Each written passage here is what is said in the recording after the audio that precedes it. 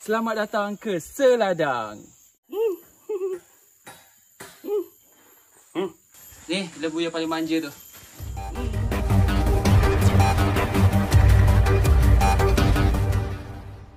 Assalamualaikum dan salam sejahtera. Bersama saya Fazli Osman, hos anda dalam Bicara Niaga, sebuah program bual bicara usahawan tanah air. Dalam era milenial ini, media sosial bukan sahaja digunakan untuk bersosial, malahan media sosial juga menjadi platform utama usahawan-usahawan untuk mempromosikan branding serta produk yang tersendiri dan kreatif. Pada kali ini, kami bawakan kepada anda seorang penternak muda yang menggunakan platform TikTok untuk mempromosikan ternakan lembu yang diusahakan oleh beliau walaupun beliau mempunyai pendidikan yang tinggi dan berkejaya. Ayo kita saksikan. Assalamualaikum, saya Rizal bin Khalid, berasal daripada Felda Bukit Kepayang, Berpahang. Saya merupakan seorang pensyarah dalam bidang operasi perhotelan dan kini menceburkan diri dalam bidang peternakan lembu. Pada permulaannya kita macam ada beberapa pilihan, sama ada nak bela kambing, nak bela lembu, nak bela itik dan sebagainya. Jadinya kita lihat dulu dari segi kesesuaian tempat. Jadinya dekat situ kita rasa macam okey, lokasi yang kita ada ni sesuai untuk peternakan lembu. Jadinya macam lembu ni je agak lasak sikit, jadinya agak mudah untuk kami nak uruskan. Sekarang ni kalau nak kata dari segi pengurusan, memang adik saya Hanafi yang sekarang ini yang menguruskan kandang, yang mana dia yang akan bagi makan dan sebagainya. Macam saya sendiri akan datang ke kandang pada setiap hujung minggu lah. Saya bantulah apa-apa yang kita boleh buat di kandang kan pada setiap hujung minggu. Mula dengan peternakan lembu ni pada Mac 2021, kita masih baru lagi bermula. Jadinya kita memang orang kata bermula dengan zero knowledge, yang mana kita memang tak ada langsung pengetahuan pasal peternakan lembu. Jadinya apa yang kita lakukan, kita mendapatkan khidmat bantuan daripada peternak lembu yang ada di sekitar kampung. Lepas tu kita juga mendapatkan khidmat nasihat daripada veterina Berpahang. Jadinya di situ pada permulaannya kita bermula dengan mencari ilmu dulu. Kalau ikutnya pada bulan 3 tu, pada bulan Mac tu, kita mula dengan kita punya pembinaan kandang. Pembinaan kandang tu kita ambil masa dalam masa sebulan jugalah. Sebab memang kita buat sendiri. Jadinya dekat situ tempoh sebulan itu adalah tempoh yang mana kita nak bina kandang. Lepas tu kat situ juga tempoh yang mana kita belajar, kita dapatkan khidmat nasihat dan sebagainya. Kita mulakan dengan modal RM10,000. Kita mulakan dengan modal RM10,000. RM5,000 kita gunakan untuk pembinaan kandang. Lagi RM5,000 tu kita beli lembu, 3 ekor lembu. So kita bermula dengan kandang yang memang kandang cowboy lah, senang cerita kandang cowboy. Kita ada 3 ekor lembu. Jadinya dekat situ kita tengok dalam masa sebulan tu, kita tengok dulu macam mana cara untuk kita uruskan kandang dan sebagainya. So lepas tu kita rasa dalam masa 2 bulan tu kita rasa why don't kalau katakan kita tambah lembu. So dekat situlah kita rasa macam ini adalah pelaburan. Kita keluarkan duit simpanan yang ada, jadinya kita tambah lembu. Sekarang ni kita masih baru lagi, kita masih lagi orang kata kita punya lembu tak banyak lagi. Kita cuma ada 15 ekor lembu sahaja. Jadinya insya-Allah kita ada beberapa ekor lembu yang sudah bunting. Mungkin dalam sebulan 2 lagi akan beranak lah. So mungkin insya-Allah dalam tahun ni kita akan ada lagi dalam 3-4 ekor lah yang akan beranak kan.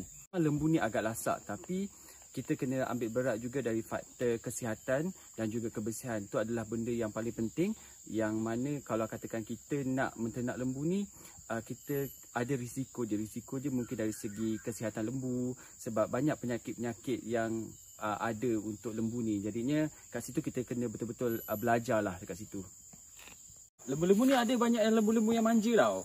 Dia lembu-lembu ni manja. Dia macam satulah. Macam saya sendiri, saya seorang pensyarah. Jadinya pada setiap hujung minggu ni dah jadi macam terapi untuk saya. Bila saya pergi ke kandang, dapat main dengan lembu. Sebab lembu ni dia ada satu sifat manja. So kalau kita tengok kan, tengok dia sangat manja.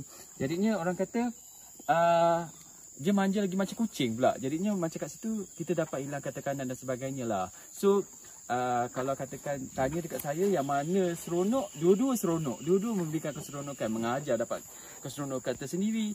Peternakan lembu pun ada keseronokan dia sendiri. Macam ni tengok. Dia sangat-sangat manja. Hey.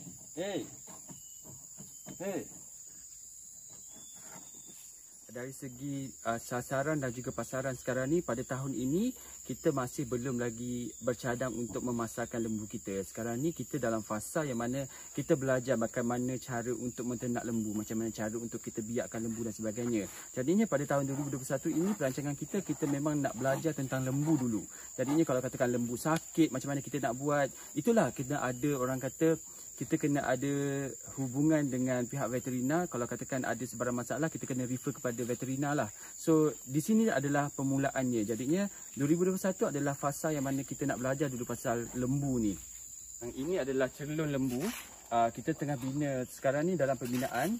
Kita tengah bina cerlun lembu ni untuk kalau katakan sekiranya lembu nanti nak divaksin dan sebagainya, ini adalah tempatnya lah untuk kita turunkan lembu. Kalau katakan ada lembu baru, kita akan turunkan di sini, dan di sini juga untuk kita buat suntikan vaksin dan sebagainya lah untuk lembu-lembu kita nanti. So ini adalah cerlun kita lah, masih dalam pembinaan. InsyaAllah dalam masa 2 minggu lagi akan siap lah kita punya cerlun ni.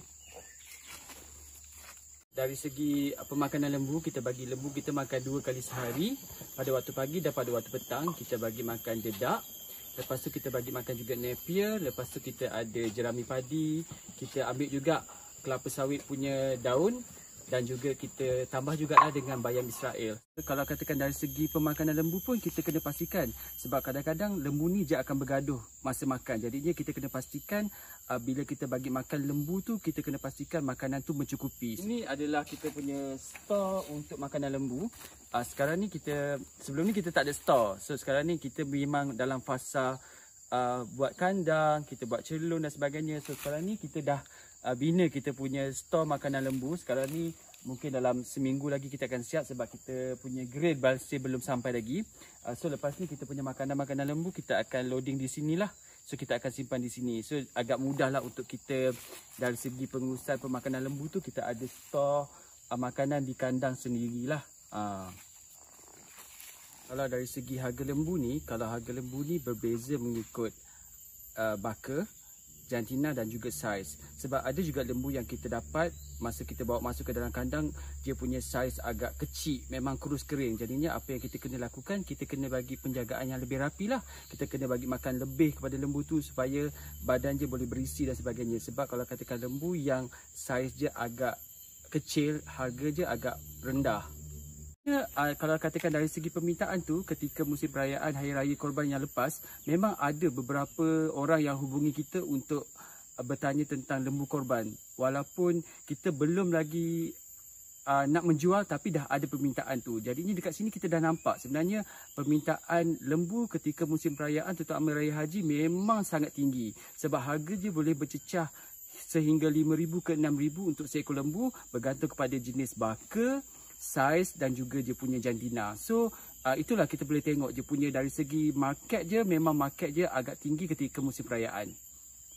Apa yang kita buat sekarang, kita pasarkan kita punya seladang melalui TikTok. TikTok itu tujuannya adalah kita nak mendidik, pada masa yang sama juga kita nak bagi inspirasi kepada anak muda yang mana ingin mencubakan diri dalam bidang peternakan lembu. Apa yang kita tunjukkan di TikTok tu, kita tunjukkan macam mana cara kita uruskan kandang, macam mana cara kita bagi makan, macam mana cara kita bersihkan kandang dan sebagainya. Dekat situ orang boleh tengok macam mana cara kehidupan ataupun pengurusan kandang. Jadinya dari situ kita dapat bagi inspirasi kepada anak muda yang rasa macam sebelum ni, macam jaga kandang ni macam buat lembu ni macam benda yang macam tak ada masa depan. Sedangkan pasaran dan juga peternakan lembu ini masa depannya sangat cerah. Di TikTok kita terima respon yang sangat positif, terutama dari anak muda yang nak menceburkan diri dalam bidang peternakan lembu. Mereka banyaklah yang menghubungi saya, tanya pendapat macam mana cara untuk memulakan peternakan lembu dan sebagainya. So apa yang kita buat, kita cuba kongsi kepada anak-anak muda yang mana kalau boleh kita nak didik, kita nak bagi inspirasi kepada mereka untuk menceburkan diri dalam bidang peternakan ni. Ada anak muda yang ingin menceburkan diri dalam bidang peternakan lembu ni, jangan rasa malu, jangan rasa segan. Sebab sebenarnya bidang peternakan lembu ni memang masa depan yang sangat cerah, pasaran yang sangat tinggi, orang kata market yang sangat luas. Jadinya kalau nak cerita dari segi permintaan tu sentiasa tinggi. Okay, terima kasih. Bye. Kita jumpa lagi. Assalamualaikum. Semoga paparan kali ini menjadi inspirasi dan motivasi untuk anda, khususnya anak muda untuk berjaya di masa akan datang. Sehingga kita berjumpa lagi untuk paparan seterusnya. Terima kasih.